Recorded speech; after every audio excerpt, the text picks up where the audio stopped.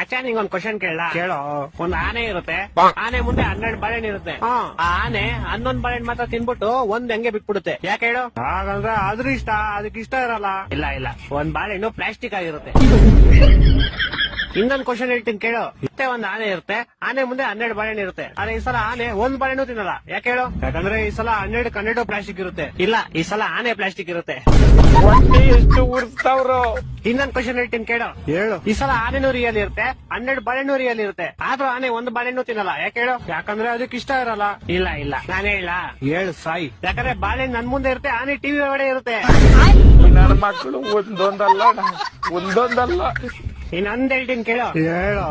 ಈ ಸಲ ಆನೆನೂ ರಿಯಲ್, ಬಾಳೆಹಣ್ಣು ರಿಯಲ್, 2 ಟಿವಿ ಒಳಗಡೆನೆ ಇರುತ್ತೆ. ಆದ್ರೂ ಆನೆ ಬಾಳೆಹಣ್ಣು ತಿನ್ನಲ್ಲ. ಯಾಕೆ ಹೇಳು? ನಾನ್ ಹೇಳ್ತೀನಿ ಕೇಳು. ಹೇಳು. ಯಾಕಂದ್ರೆ 2 ಬೇರೆ ಬೇರೆ ಚಾನಲ್ ಅಲ್ಲಿ ಇರುತ್ತೆ. ಕರ್ನಾಟಕ ಜನತೆ ಈ ಲೋಪರ್ ನನ್ನ ಮಕ್ಕಳ ನೀವೇ ಕಲ್ಸ್ಬೇಕಪ್ಪ, ಬುದ್ಧಿ ನೀವೇ ಕಲ್ಸ್ಬೇಕು. ಅಚ್ಚ ಇನ್ನೊಂದು ಫೈನಲ್ ಕೇಳಲಿ.